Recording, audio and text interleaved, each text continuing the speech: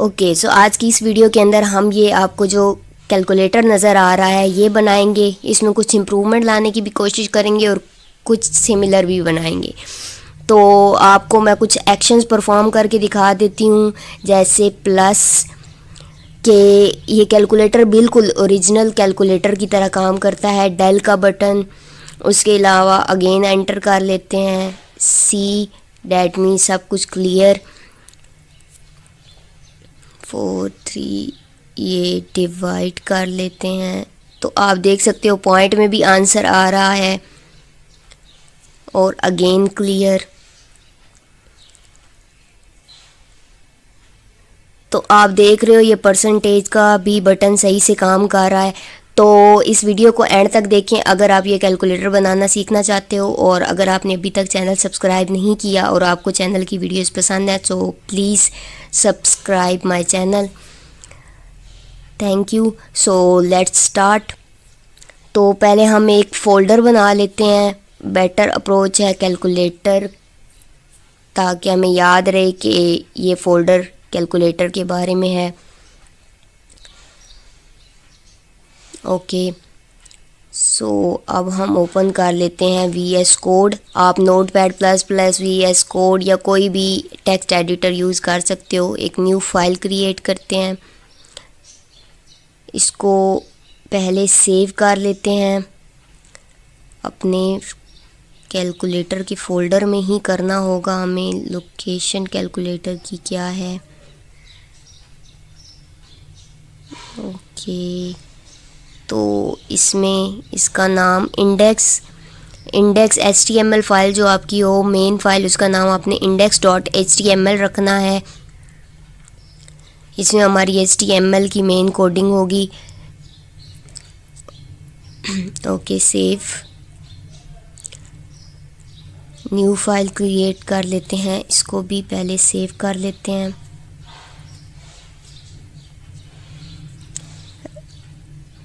style.css, तो इसके अंदर मैं अपनी CSS की कोडिंग करूँगी और ये स्टाइल शीट होती है, इसलिए नाम मैंने स्टाइल रखा है। आप जो भी चाहो रख सकते हो, स्टाइल शीट, स्टाइल या जो भी।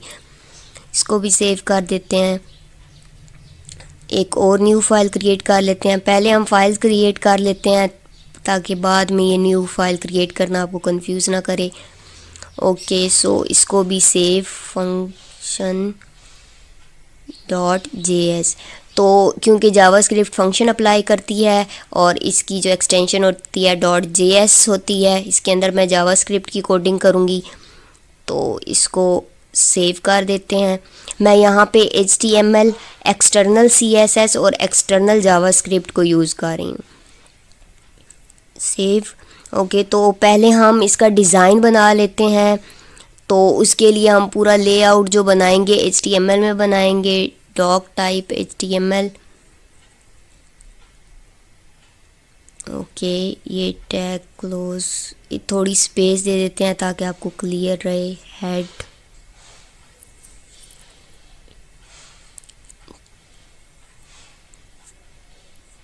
अच्छा, ये टाइटल टैग आपने लगा लेना है अगर आप वेबसाइट का कोई टाइटल रखना चाहते हो। ये मैं आपको भी दिखा देती हूँ कि ये टाइटल आपको कहाँ नज़र आएगा। मेरी कैलकुलेटर वेबसाइट मैंने टाइटल रखा है। इसको सेव कर सकते हो आप यहाँ से, या फिर Ctrl+S। सॉरी। तो इसको मैं ब्राउज़र में ओपन कर लेती हूँ। फर्स्ट टाइम जाके आपको फ़ोल्डर में से ओपन करना पड़ता है। उसके बाद अब आप ये देख सकते हो टैब के ऊपर आप ले जाओ तो कैलकुलेटर वेबसाइट लिखा हुआ आ रहा है। तो ये आप जो भी टाइटल में चीज़ लिखते हो वो आपको वहाँ पे नज़र आती है। तो ये आप बहुत सी वेबसाइट्स ने लिखा भी होता है और बहुत सी वेबसाइट्स ने भी लिखा होता है, तो यह आपकी मर्ज़ी है।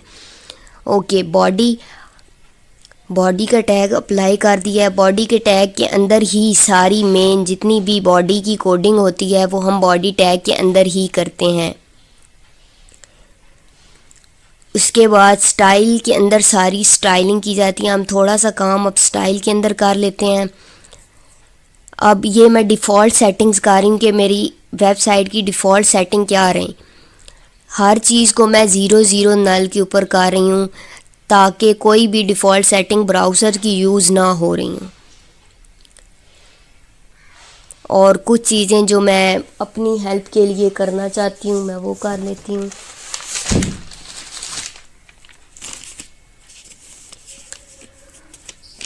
ओके,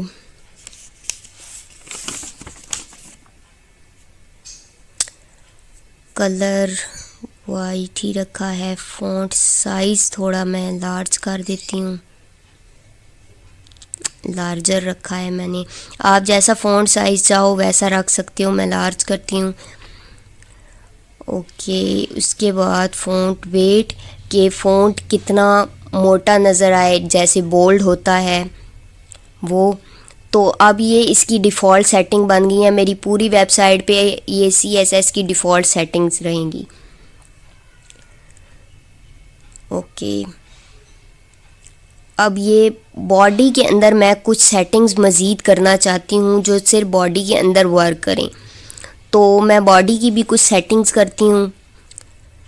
बॉडी, मैंने बॉडी को सीधा जो HTML के टैग हैं उनको कॉल करने के लिए आपको कोई भी डॉट या स्टैरिक लगाने की ज़रूरत नहीं है। मैं सीधा बॉडी लिख के अंदर ये लगा रही हूँ जो मैं सेटिंग्स करना चाहती हूँ। जस्टिफाई कंटेंट को मैंने सेंटर किया है।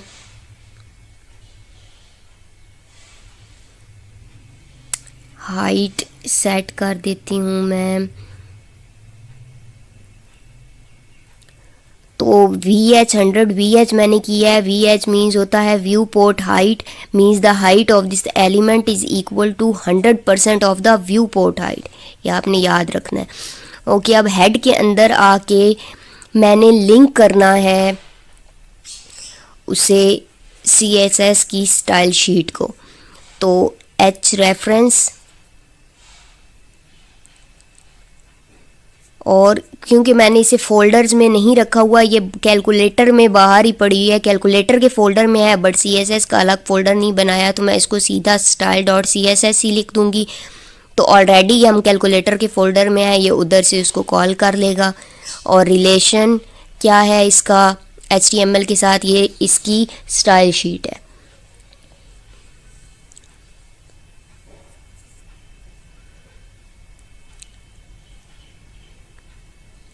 ओके, इसको अब हम एक बार ज़रा चेक कर लेते हैं। अब भी कुछ भी नज़र नहीं आया क्योंकि मैंने कलर बैकग्राउंड का कोई रखा नहीं हुआ। तो हम एक कलर रख के देख लेते हैं जिससे पता चले कि क्या स्टाइल शीट सही से लिंक हो गई है। तो मैं ये एक्वा कलर रख रही हूँ। तो आपने भी इसी तरह से पहले चेक कर लेना है कि स्टाइल शीट लिंक हो गई है या नहीं। तो ये बैकग्राउंड कलर आ गया, डैट मीन्स लिंक हो गई है। तो अब हम इसी स्टाइल शीट को लिंक रखेंगे और बॉडी के अंदर अपना लेआउट बनाना शुरू करते हैं। ओके, सो सबसे पहले स्टाइल, मैं थोड़ी बहुत इनलाइन CSS भी यूज़ करूँगी। पोजीशन मैं रख लेती हूँ रिलेटिव, डिव लगा लेती हूँ। क्लास नाम कैलकुलेटर ही रख लेती हूँ, रिलेटेड नेम रहे तो याद रखने में आसानी होती है। तो आप जो क्लास का नाम रखना चाहो रख सकते हो। और हेडिंग के लिए मैं H2 यूज़ कर रही हूँ और हेडिंग में रख लेती हूँ कसिनो। ये मेरे कैलकुलेटर का नाम जो मैं रखना चाहती हूँ वो होगा। तो इधर रिफ़्रेश आके इसको करते हैं तो ये आपको नज़र आ रहा होगा, ऊपर लिखा हुआ नज़र आ रहा है कसिनो जो मैंने लिखा है। ये जो ऊपर style.css के अंदर हम जाते हैं और इसमें हम थोड़ी सी तब्दीली करते हैं। अब मैं क्लास को कॉल करने लगी हूँ। तो क्लास मेरी का नाम था कैलकुलेटर।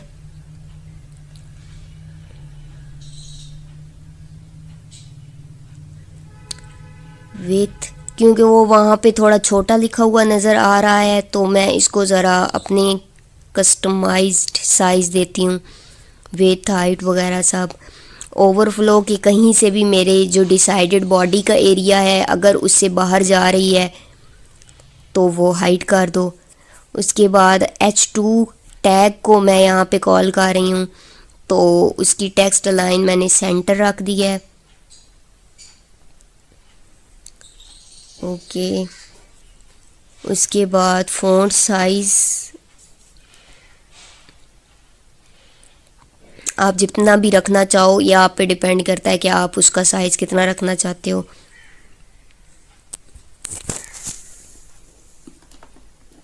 ओके, उसके बाद मैं टेक्स्ट ट्रांसफॉर्म लगा देती हूँ कि ये क्या हो, अपर केस हो, लोअर केस हो, कैपिटल क्या हो।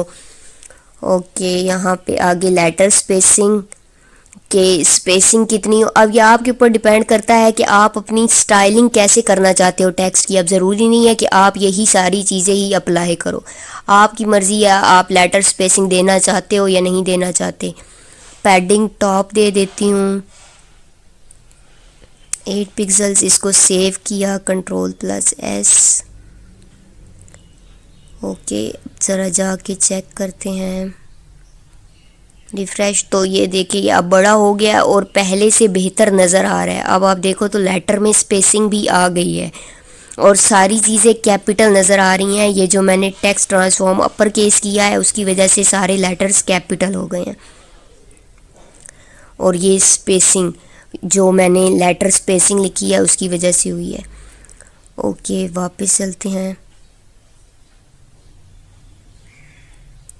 यहाँ पे कुछ बैकग्राउंड कलर रख लेते हैं कैलकुलेटर के लिए, ताकि फ़र्क थोड़ा नज़र में आए कि यहाँ से कैलकुलेटर का एरिया शुरू हो गया है, क्योंकि हमने पूरी बॉडी के ऊपर कैलकुलेटर नहीं बनाना पूरी स्क्रीन पे। तो मैं हेडिंग के अभी बैकग्राउंड कलर एक ले लेती हूँ। अगेन जाके रिफ़्रेश करते हैं, तो अब ये जितना मैंने डिसाइड किया हुआ था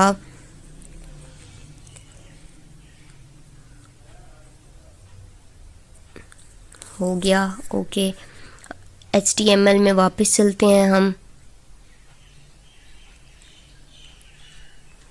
अब ये जो बॉडी का मैंने जितना एरिया डिसाइड किया हुआ था उसके लिए उसने उतने ही एरिया को बैकग्राउंड से ब्लैक किया है। ओके, अब हम न्यू डिव लगा लेते हैं आगे काम करने के लिए। क्लास एक और बनाते हैं हम, आउटपुट स्क्रीन 1। फ़िलहाल आउटपुट स्क्रीन ही नाम रख लेते हैं। ओके, आगे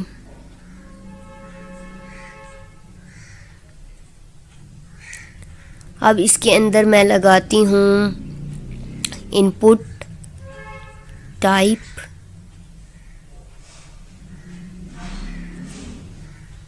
टेक्स्ट।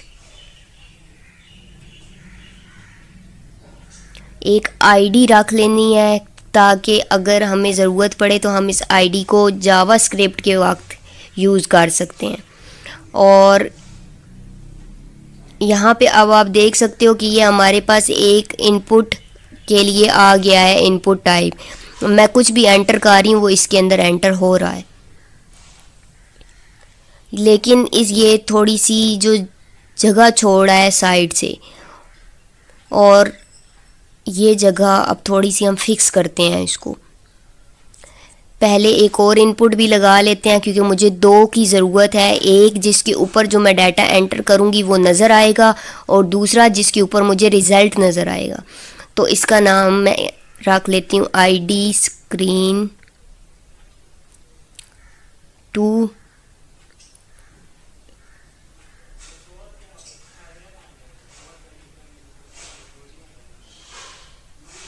ओके, तो ये देखें आ गई है इनपुट फील्ड हमारे पास दूसरी भी। इसके अंदर अब आप कुछ भी एंटर कर सकते हो। अच्छा, इसमें अब एंटर हो रहा है सब कुछ, जितना जो भी मैं ABC भी कर रही थी तो वो एंटर हो रही थी, जो कि नहीं चाहिए। कैलकुलेटर में ABC एंटर नहीं करनी होती। तो मैं इसको डिसेबल कर देती हूँ कि हम चीज़ें एंटर डायरेक्ट ना कर पाएँ, सिर्फ बटन दबाने से एंटर हो। इसको रिफ़्रेश करते हैं और आप देखिए मैं क्लिक कर रही हूँ तो कुछ भी नहीं हो रहा। अब जब इसके बटन्स बनेंगे और बटन्स पे क्लिक होगा तो हम इस तरह से फंक्शंस अप्लाई करेंगे कि बटन्स पर क्लिक होने से इसमें डाटा एंटर हो। और अब ये जो यहाँ पे साइड में स्पेस बची हुई है, हमें ये इनपुट फील्ड भी उतनी ही चाहिए, तो हम इसको भी सेट कर लेते हैं। उसके लिए चलते हैं CSS में। यहाँ पे क्लास को कॉल करते हैं, कैलकुलेटर के अंदर से इनपुट को, ओके मैं उसकी इनपुट टैग को मैंने कॉल कर लिया है। अब मैं इसकी कर लेती हूँ विथ 100% कि बॉडी का जितना भी एरिया है उसको ये पूरा यूज़ करे। हाइट 100 पिक्सल, ये आप पे डिपेंड करता है कि आप अपनी इनपुट फील्ड की हाइट कितना रखना चाहते हो। मैं 100 पिक्सल रख रही हूँ फ़िलहाल। तो ये इतनी जो चौड़ी हो गई है ना, ये हाइट की वजह से हुई है, और देख रहे हो आप बड़ी बड़ी हो गई हैं। अब ये चौड़ाई भी बराबर हो गई है इसकी, कसिनो वाले की जितनी थी उतनी ही इसकी भी हो गई है। ये विथ 100% की वजह से हुई है। ओके, तो अब आपके ऊपर ये डिपेंड करता है कि आप कितना इनपुट के लिए रखना चाहते हो हाइट को। आउटलाइन नन,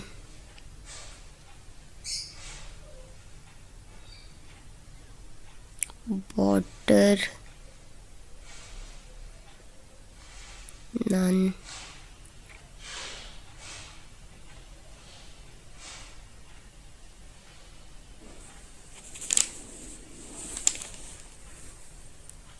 बैकग्राउंड कलर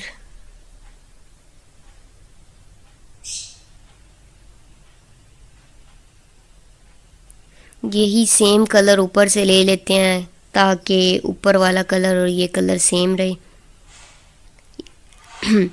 इसको रिफ़्रेश कर लेते हैं तो अब ये सेम हो गया है। बॉर्डर्स भी मैंने हाइड कर दी हैं क्योंकि मैंने आउटलाइन और बॉर्डर नन कर दिए हैं, इसलिए वो जो लाइनें पहले लगी हुई जो हिस्सों को अलहदा शो कर रही थी वो ख़त्म हो गई हैं। मैं इसको कमेंट करके अब दोबारा रन करके दिखाती हूँ तो ये लाइंस फिर से आ गई हैं, जिससे हमें पता लग रहा है कि इनपुट मौजूद है। तो अभी मैं इसको फ़िलहाल कमेंट्स में ही रख रही हूँ ताकि कन्फ्यूजन ना हो आपको। जब हम एंड पे काम कर लेंगे तो इसको अनकमेंट कर देंगे और रन कर लेंगे। अभी ताकि आपको नज़र आए कि इनपुट फील्ड्स अलग और बाकी सब कुछ अलग है। ओके, पैडिंग थोड़ी सी सेट कर लेते हैं।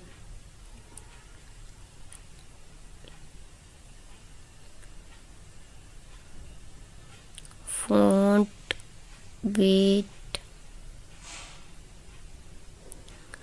कि इस इनपुट फील्ड के अंदर जब मैं बटन दबाऊं तो फ़ॉन्ट वेट कितना मोटा लिखा हुआ है और किधर लिखा हुआ है। टेक्स्ट अलाइन से मैं ये दिखा रही हूँ, राइट में लेफ़्ट में लिखा हुआ है, कहाँ पे लिखा हुआ है। तो मैं टेक्स्ट अलाइन राइट रख रही हूँ। इसको सेव कर लेते हैं। ओके, HTML में अब हम आते हैं ID स्क्रीन 2 के ऊपर।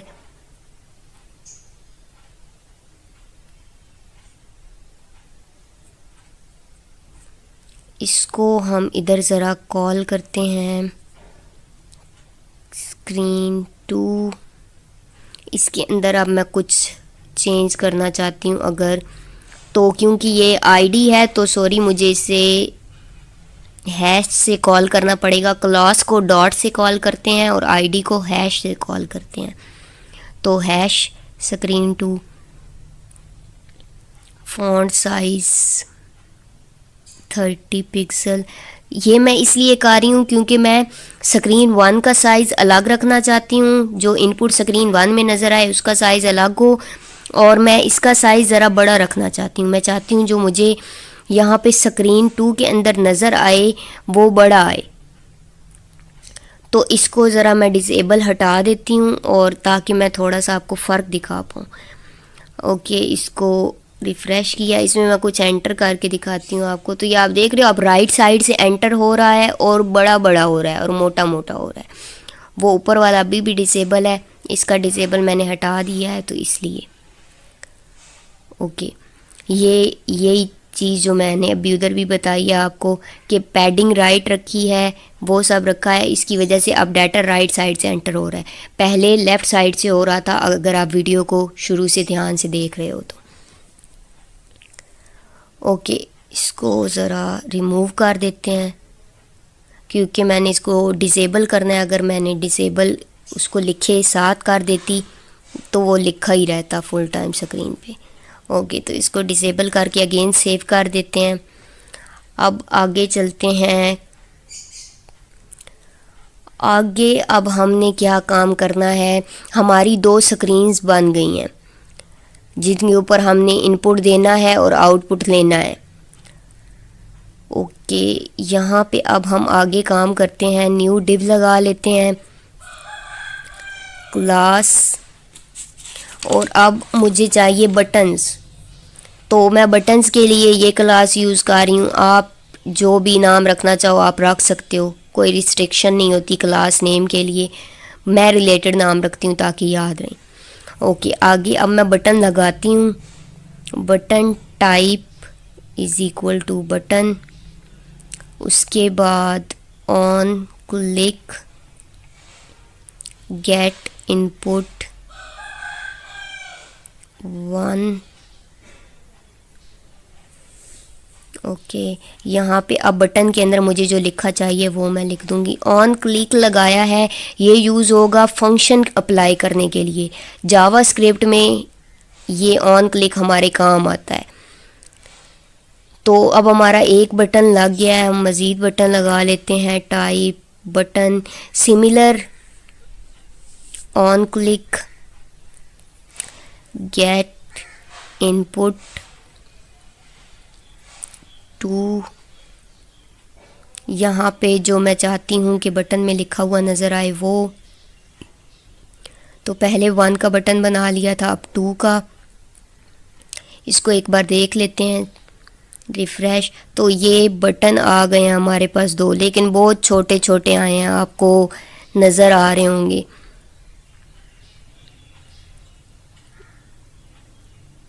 तो हम क्या करते हैं, बटन को कॉपी करते हैं और यहाँ पे पेस्ट कर देते हैं क्योंकि हमें सेम चाहिए, बस थोड़ी थोड़ी तब्दीली चाहिए। इस बटन को 3 कर देंगे, गेट इनपुट के अंदर भी 3 कर देंगे। एक और लगा लेते हैं, इसको गेट इनपुट को 4, सॉरी, इसके अंदर हमें एक और भी काम करना है। मैं चाहती हूँ तीन बटन के बाद एक ऑपरेटर आए, तो इसकी एक मैं क्लास रख रही हूँ ऑपरेटर। ऑपरेटर्स मतलब plus, minus, multiply, divide, point, percentage, वो सारे सिंबल्स आए। तो आप इसमें क्लास ऑपरेटर रखो, सिंबल रखो, जो चाहो वो रखो। तो मैं इस बटन को प्लस चाहती हूँ, तो इसको एक बार अगेन रिफ़्रेश कर लेते हैं। तो ये 4 बटन आ गए हैं, बहुत छोटे छोटे से आए हैं। ये भी हम चाहेंगे कि पूरी विड्थ के ऊपर आए। तो वापस चलते हैं ज़रा CSS में, यहाँ पर आते हैं हम और कॉल कर लेते हैं बटन्स क्लास को। यहाँ पे इसका हम रखते हैं बैकग्राउंड कलर को ही पहले रखते हैं, जो कैलकुलेटर में मैं कलर रखना चाहती हूँ वो ब्लैक। उसके बाद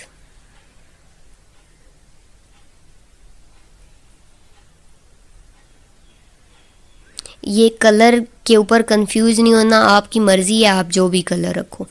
मैं एज़ इट इज़ कैलकुलेटर बना रही हूँ तो इसलिए सेम कलर चूज़ कर रही हूँ। पैडिंग बटन्स के अंदर के साइड से रख लेती हूँ, लेफ़्ट से। Borders radius 0 pixels, 0 pixel, 30 pixel, 30 pixel. Radius side से बटन्स को थोड़ा सा गोल कर देता है। तो ये मैं आपको बाद में मज़ीद भी समझाऊंगी कि ये क्या काम करता है। फ़िलहाल के लिए मैं इसको कमेंट कर देती हूँ, लेकिन मैं ये आपको बाद में मज़ीद समझाऊंगी कि रेडियस किस लिए यूज़ हुआ है। ओके, तो अब हम क्या काम करते हैं, इसको यहाँ पे बुलाते हैं। डॉट बटन्स के अंदर से बटन को, जो उसके अंदर क्लास बटन बनाई थी, ऑपरेटर की सेटिंग मैं थोड़ी डिफरेंट रखना चाहती हूँ ताकि फ़र्क ज़रा मज़ीद क्लियर हो जाए। तो इसकी मैं विड्थ रख लेती हूँ 20%। हाइट ये आपकी मर्ज़ी है कि आप परसेंटेज में दो या पिक्सल में दो, जिस तरह से आपको बेहतर लग रहा है आप हाइट विड्थ दे सकते हो। हाइट को मैं ज़रा पिक्सल में दे रही हूँ, विड्थ को परसेंटेज में यहाँ पे करना ज़रा ज़्यादा आसान है। बैकग्राउंड कलर मैं ट्रांसपेरेंट रख रही हूँ। उसके बाद बॉर्डर नन, मुझे बटन का बॉर्डर नहीं चाहिए, और आउटलाइन भी नन करूँगी मैं क्योंकि मुझे बटन्स के बॉर्डर नहीं पसंद। क्रैक्स की तरह लग रहे होते हैं वाइट वाइट, तो आप चाहो तो बॉर्डर रख के उसका कलर भी चेंज कर सकते हो। टेक्स्ट अलाइन सेंटर में रखती हूँ बटन्स की, और मार्जिन 4 पिक्सल। बॉर्डर, सॉरी, पहले कर्सर सेट कर लेती हूँ। कर्सर पॉइंटर रख रही हूँ। अब ये पॉइंटर क्या होता है ये मैं आपको आउटपुट में ही दिखाऊंगी। चलते हैं, इसको सेव कर दिया है मैंने। इसको ज़रा कुछ सेव्ड है, ओके, इसको रिफ़्रेश करते हैं। तो आप देखें बटन हो गए हैं ये। अब पॉइंटर आपको नज़र आ रहा होगा कि एक उंगली बन गई है, मुट्ठी बंद और एक उंगली बन गई है। आपको बटन्स भी सारे नज़र आ रहे हैं कि सही साइज़ के हो गए हैं। ओके, तो अब आगे एक चीज़ यही कि अब हमें इतने ही बटन नीचे भी चाहिए, इसी तरह से 4 हर लाइन में 4 बटन चाहिए। तो अब इधर आते हैं और इसी को अगर हम कॉपी कर लें, इसी पूरे चारों लाइंस को, क्योंकि हमें बटन्स इसी तरतीब से ही चाहिए, तो इसको कॉपी कर लेते हैं चारों को और इससे ही नीचे पेस्ट कर देते हैं। तो राइट क्लिक करके भी पेस्ट कर सकते हो और Ctrl+V से भी पेस्ट कर सकते हो। और इसमें चेंज कर लेते हैं 4, यहाँ पे मुझे बटन पे 4 ही चाहिए, 4, यहाँ 5, यहाँ पे गेट इनपुट भी 5 कर देते हैं। इसको 6, इसको भी 6। आगे मुझे ऑपरेटर चाहिए। ऑपरेटर यहाँ पे कौन सा चाहिए मुझे, यहाँ पे माइनस,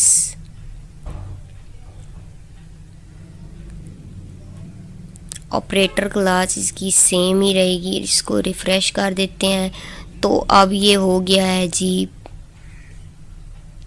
यहाँ पे माइनस में डालना ही भूल गई, तो ये डाल के इसको अगेन सेव करती हूँ और रिफ़्रेश करते हैं जाके। तो अब ये बटन भी हमारे पास आ गया है, माइनस का भी बटन आ गया है हमारे पास। अब बाकी नीचे भी इसी तरह से चाहिए, तो यहाँ पे काम करते हैं, अगेन इसको पेस्ट कर देते हैं Ctrl+V से। बटन मुझे यहाँ 7, 8, 9, गेट इनपुट को भी चेंज 7, 8, 9, और यहाँ ऑपरेटर मुझे डिवाइड के लिए ऑपरेटर मैं ये यूज़ कर रही हूँ। इसको रिफ़्रेश करते हैं तो ये भी हमारे पास आ गया। अब यहाँ हमें मज़ीद चाहिए, उसके लिए आगे काम कर लेते हैं।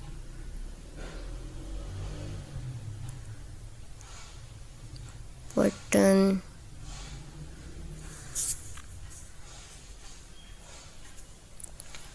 ऑन क्लिक,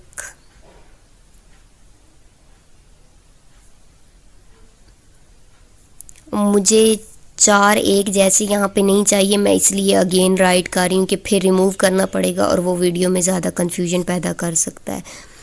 तो इसलिए मैंने ये बटन राइट किया और एज इट इज़ कॉपी नहीं किया। अब मुझे ऑपरेटर चाहिए, तो ऑपरेटर की लाइन को कॉपी कर लेते हैं। ऑपरेटर यहाँ लगा लेते हैं।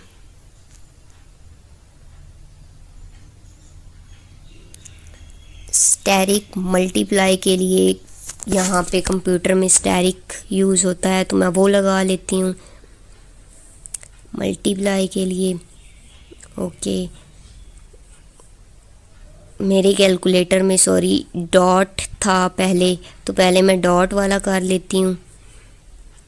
उसके बाद इस तरतीब से वैसे कोई फ़र्क नहीं पड़ता, आप चाहो तो किसी भी सीक्वेंस से कर सकते हो, आप जो बटन जहाँ चाहते हो वहाँ लगा सकते हो। मैंने पहले डॉट लगाया है। ओके, यहाँ पे इसको भी चेंज कर लेते हैं सिंबल को।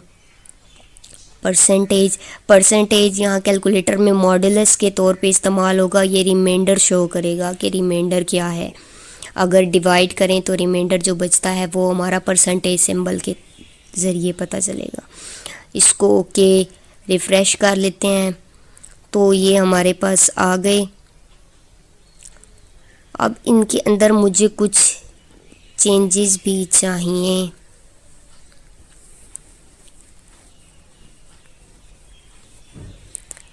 ओके, अब अगेन मुझे कुछ चेंज बटन चाहिए। ऊपर 3 सिंबल वाले थे, अब बटन हमारे पास है थोड़े डिफरेंट। तो चलें क्लास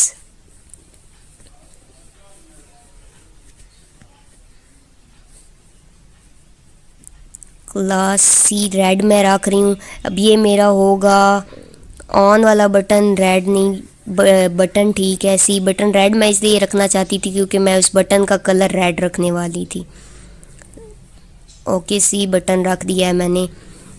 ये मेरा ऑन वाला बटन होगा जिससे ऑन क्लिक क्लियर होगा सब। तो ऑन क्लिक में मैंने सी रख दिया और कैपिटल सी को मैं शो कर रही हूँ बटन के ऊपर। ओके, इसी को कॉपी कर लेते हैं और यहाँ पे ये मेरे पास अब नेक्स्ट बटन जो मुझे चाहिए वो चाहिए डेल। इधर भी डेल, यहाँ पे भी डेल लिख लेती हूँ। जो आप बटन के ऊपर शो करना चाहो वो आप यहाँ लिख सकते हो। सॉरी, ये टैग लग गया, तो मुझे टैग नहीं चाहिए, सिंपल डेल चाहिए। ओके, नेक्स्ट इसको कर लेते हैं इक्वल टू, इक्वल, और यहाँ पे भी इसको रिप्लेस करके इक्वल। ओके, इसको सेव कर दिया है मैंने और रिफ़्रेश करते हैं। तो अब ये हमारे पास बटन आ गया है सी डेल इक्वल, लेकिन ये एक बटन की जगह खाली बच गई है।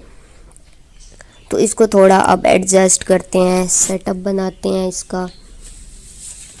तो सी में चलते हैं, थोड़ी सी इसकी स्टाइलिंग करते हैं ताकि वो बटन डिस्प्ले में अच्छे लगें। तो यहाँ पे हम कॉल करते हैं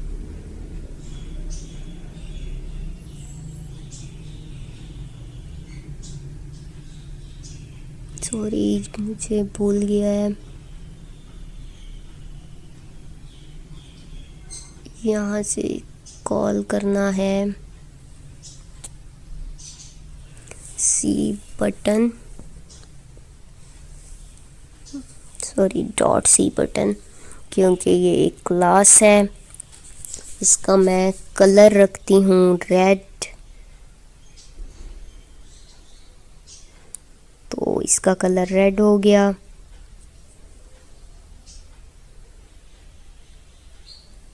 वो बहुत अजीब सा लग रहा था तो मैं रेड के करीब वाला टोमेटो कलर रखा है मैंने, तो ये मुझे उससे बेहतर लग रहा है।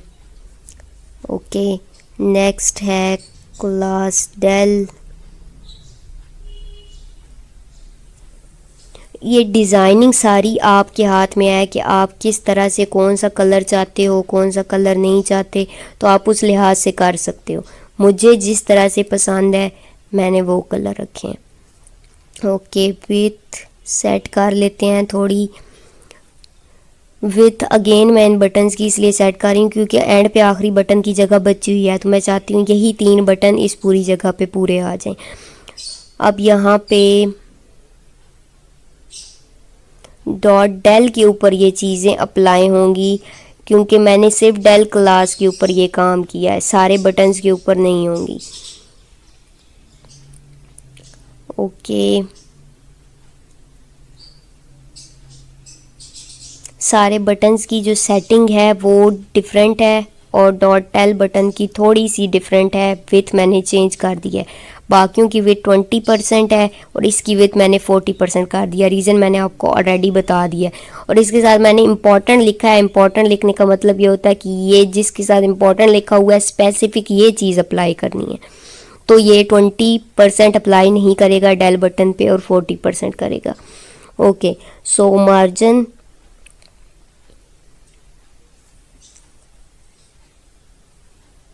0 पिक्सल, 10 पिक्सल, और इसके साथ भी मैं इम्पोर्टेंट लगा रही हूँ क्योंकि मार्जिन ऊपर भी मौजूद था तो मैंने इम्पोर्टेंट लगा दिया है कि इस क्लास के लिए ये मार्जिन जो इम्पोर्टेंट के साथ लिखा हुआ है ये अप्लाई करो। ओके, सो इधर इसको रिफ़्रेश करते हैं तो अब ये हमारे पास हो गया है। डेल बटन हमारे पास ज़रा बड़ा हो गया है, अभी नज़र नहीं आ रहा। ओके, सो नेक्स्ट हम काम कर लेते हैं, ज़रा ऑपरेटर क्लास को बुलाते हैं। Operator class co dot operator. Okay,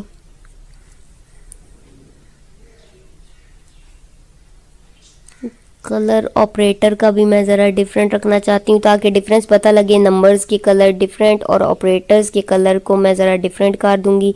तो आप देखें, ऑपरेटर्स क्लास को बुला के उसका कलर एक्वा किया है तो सारे ऑपरेटर बटन्स का कलर एक्वा हो गया है।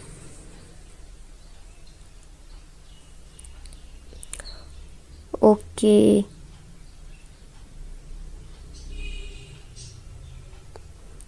अभी इनके ऊपर कोई क्लिक कुछ भी नहीं है तो हम थोड़ा सा कुछ करते हैं इसके ऊपर ताकि कुछ फंक्शनैलिटी मज़े की लगे। तो हम लगा लेते हैं dot buttons, button hover. Hover क्या होता है वो मैं आपको बताती हूँ। पहले हम यहाँ ज़रा अप्लाई करते हैं कि बटन्स के ऊपर जाने से कुछ स्टाइल नज़र आए या उसका कलर चेंज हो जाए, बटन का कुछ हो, तो हम कुछ अप्लाई करते हैं। बट बॉर्डर रेडियस करते हैं 30 पिक्सल। ये मेरी मर्ज़ी है और ये आपकी मर्ज़ी है कि आप हॉवर पे क्या दिखाते हो। तो मैं हॉवर के ऊपर ये चीज़ें लगा रही हूँ, आप मुख्तलिफ भी लगा सकते हो। ओके, ये बॉर्डर रेडियस क्योंकि मैंने ऊपर भी दिया हुआ था इसलिए मैंने यहाँ पे बॉर्डर रेडियस को इम्पोर्टेंट लगाया है। जब जब आप एक चीज़ अगेन दे रहे हो आपने साथ इम्पोर्टेंट लगा देना है कि इस स्पेसिफिक चीज़ के लिए इम्पोर्टेंट वाला काम करो। चलो आगे,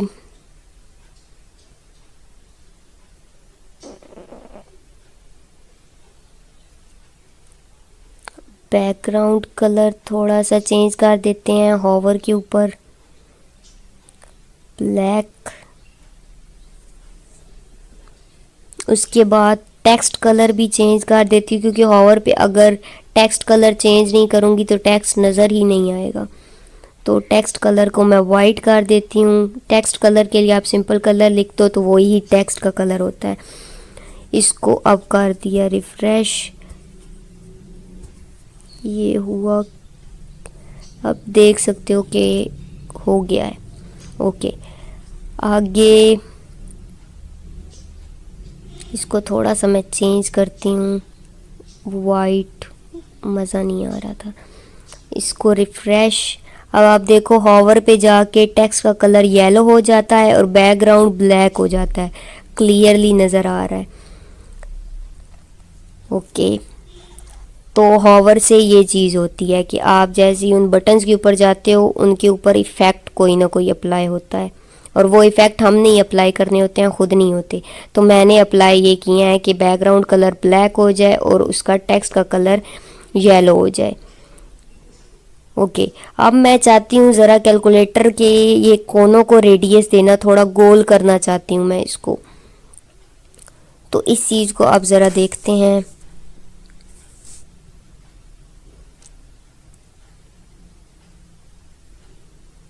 यहाँ से बॉडी में ज़रा कुछ और ऐड अगर मैं करूँ, अलाइन आइटम, सेंटर,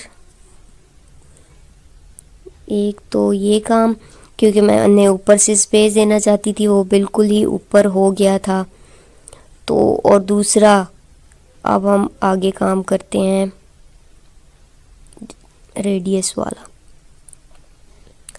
तो आउटलाइंस को भी हटा देते हैं, जो मैंने बोला था कि एंड पे मैं उसको अनकमेंट कर दूंगी, ये भी मैं आपको दिखा देती हूँ।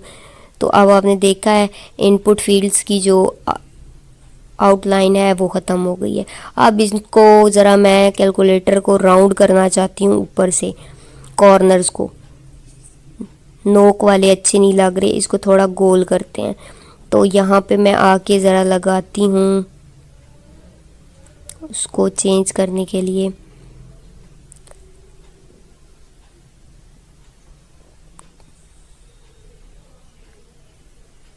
सॉरी,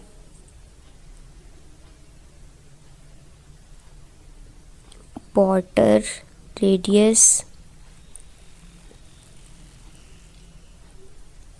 नाम से ही पता लग रहा है कि ये बॉर्डर का रेडियस दे दिया। रेडियस से चीज़ की जो होती है गोलाई हो जाती है। ये भी आप पिक्सल्स में सेट कर सकते हो। तो मैं पिक्सल्स में दे रही हूँ 30 pixel, 30 pixel, 0 pixel and 0 pixel. इसको रिफ़्रेश करते हैं, कोई चेंज नहीं हुआ।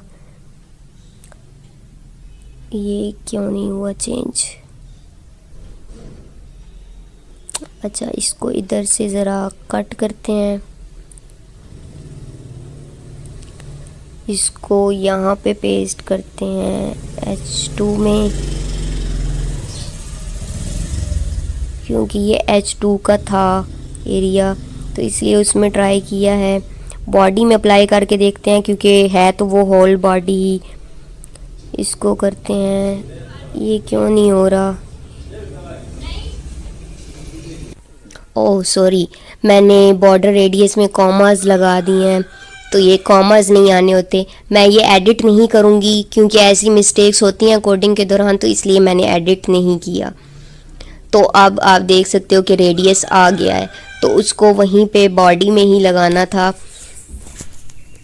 तो इस तरह के इश्यूज़ आ जाते हैं, मैं इसलिए एडिट नहीं कर रही, ताकि आपको पता चले कि मैंने किस तरह से उसको टैकल किया था इशू को। इसको भी अनकमेंट कर देते हैं बॉर्डर को और सेव कर लेते हैं, और अगेन रिफ़्रेश करते हैं। तो अब ये नीचे से भी हो जाएगा गोल, तो ये नीचे से भी इसका रेडियस हो गया है। तो अब बटन्स के ऊपर सब कुछ हॉवर भी हमारा अप्लाई हो गया है, सारा डिज़ाइन स्टाइल हमारा ऑलमोस्ट कंप्लीट है। ओके, अब हम ज़रा function.js डैट मीन जावास्क्रिप्ट का काम करते हैं। यहाँ पे हम टैग यूज़ करते हैं स्क्रिप्ट का। स्क्रिप्ट इसके अंदर अब मैं जावास्क्रिप्ट को लिंक करने वाली हूँ। आप चाहो तो जावास्क्रिप्ट की कोडिंग डायरेक्ट स्क्रिप्ट टैग के अंदर भी कर सकते हो, या फिर जावास्क्रिप्ट की कोडिंग को अलग करके यहाँ पे उसकी सोर्स को लिंक करते हैं। तो ये जावास्क्रिप्ट भी हमारी बाहर ही पड़ी हुई है फंक्शन की फाइल function.js। तो इसको भी इसी तरह से इसको लिंक करने के लिए सोर्स यूज़ करते हैं, href यूज़ नहीं करते। और यहाँ function.js और इसको टैग को बंद कर देंगे। ओके, तो ये हमारी लिंक हो गई है जावास्क्रिप्ट।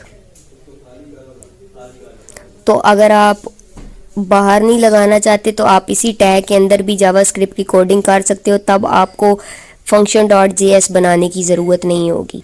तो मैं एक्सटर्नल कोडिंग करना पसंद करती हूँ, तो मैंने इसलिए function.js बना के उसको सिर्फ यहाँ पे लिंक किया है। मैं जावास्क्रिप्ट की सारी कोडिंग function.js के अंदर करूँगी, यहाँ पे नहीं करूँगी। तो ये जो ऑन क्लिक लगाए थे ये सब अब हमारे function.js में काम आने वाले हैं।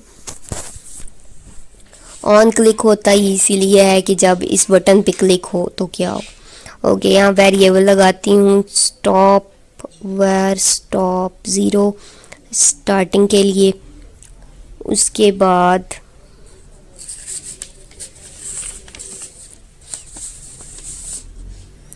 फंक्शन गेट इनपुट आई, हम एक वेरिएबल यूज़ करते हैं जो वो सारे डिजिट्स वाले नंबर जितने भी हमारे पास डिजिट्स वाले डिजिट्स वाले बटन्स हैं उनके लिए यूज़ हो रहा होगा हमारा आई वेरिएबल। यहाँ आई वेरिएबल की जगह पे आप कोई भी वेरिएबल अपनी मर्ज़ी से लगा सकते हो। यूजुअली कोडिंग में i n x y z ये यूज़ होते हैं।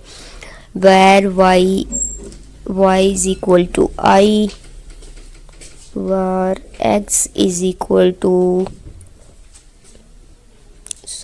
एक्स को एंड करना है क्लोज। यहाँ पे x is equal to document dot get element by ID. So हम एलिमेंट्स को गेट कर रहे हैं आईडी से। तो पहले स्क्रीन 1 आपको याद होगी जो आईडी हमने रखी थी HTML में, पहले हमने वेरिएबल एक्स बनाया है और उसके अंदर हमने क्या किया है, एलिमेंट को आईडी से गेट किया है। आपको मैं एक बार दिखा भी देती हूँ कौन सी आईडी, ये वाली आईडी जो हमने इनपुट के अंदर रखी थी स्क्रीन की। ओके, उसके बाद अब लगा लेती हूँ मैं हम इफ़ एल्स में काम कर रहे हैं, इफ़ एल्स को यूज़ कर रहे हैं कि अगर ये काम हो तो क्या हो। So if y is equal to equal document dot get element by ID screen 2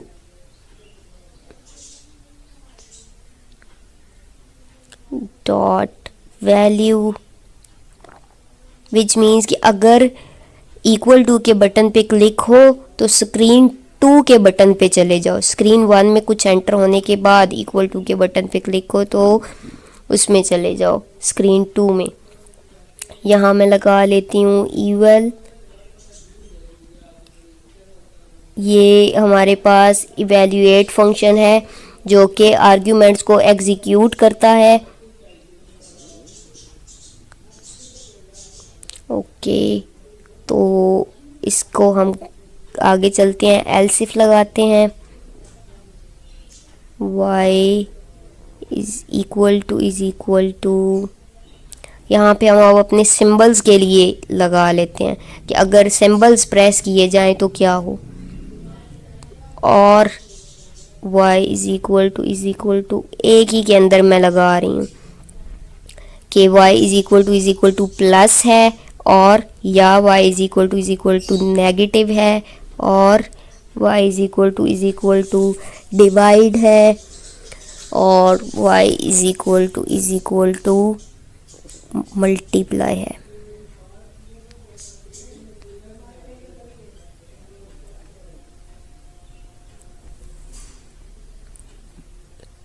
okay, so if stop if is equal to 0,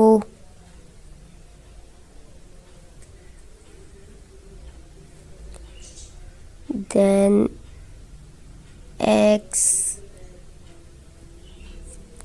brackets x dot value plus is equal to I,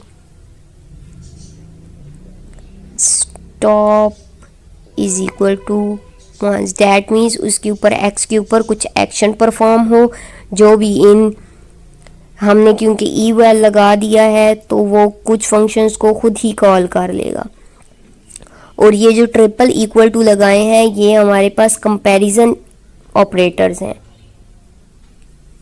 equal to value और equal type के। Okay, next else if लगाया है, else if y is equal to C clear screen के लिए। Else if में मैं लगा देती हूँ x dot value is equal to, single quotes को मैं खाली छोड़ रही हूँ। ओके, अब इसके अंदर मैं कुछ भी नहीं लिख रही क्योंकि ये स्क्रीन सारी को क्लियर ही करता है। तो document dot get element by ID screen 2 dot value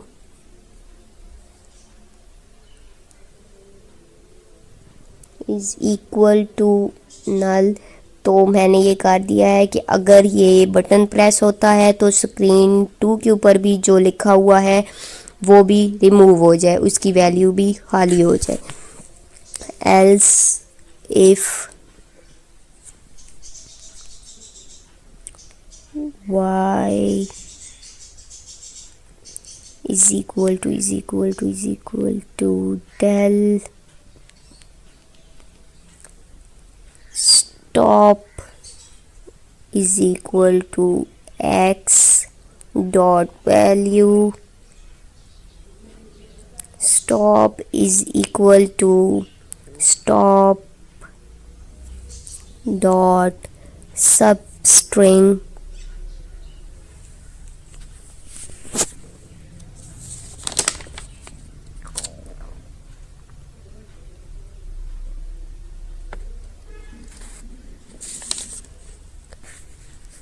zero dot stop dot length -1। Okay, सो यहाँ पे एरर आ रहा है, चलो इसको देख लेते हैं बाद में, ज़रा थोड़ा सा आगे काम कर लेते हैं। 0 dot x dot value is equal to stop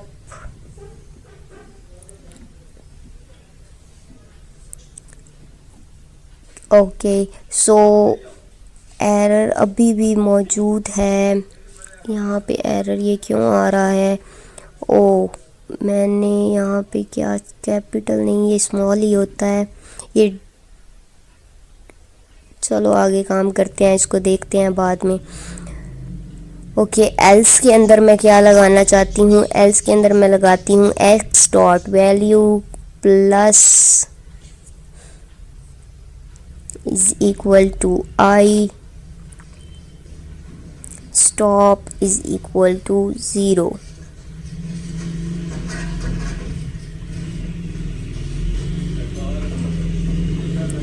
okay, so इसको एक बार रिफ्रेश कर लेते हैं। तो ये एक्शन कोई परफॉर्म नहीं हो रहा, ये इसी वजह से नहीं हो रहा होगा, स्टॉप की वजह से। तो ये क्यों आ रहा है एरर, इसको चेक करना पड़ेगा। ओ, यहाँ पे डॉट नहीं आना था, कॉमा आना था, माय बैड। तो इसको भी मैं एडिट नहीं करूँगी, रीज़न सेम है, ताकि आपको पता चल जाए कि क्या गलती थी। ओके, सो अब बटन्स प्रॉपर वर्क कर रहे हैं, प्लस कर लेते हैं तो अब आप देख सकते हो स्क्रीन 1 में लिखा हुआ कुछ बारीक है और स्क्रीन 2 में लिखा हुआ कैपिटल और ज़्यादा बोल्ड है। ओके, सो अगर आपको वीडियो पसंद आई हो तो प्लीज़ वीडियो को लाइक करें और शेयर करें और आल्सो चैनल को सब्सक्राइब करें। और अगर किसी भी तरह का क्वेश्चन हो आपके माइंड में इस चीज़ से related, so you can ask me in the comment section. Thank you for watching.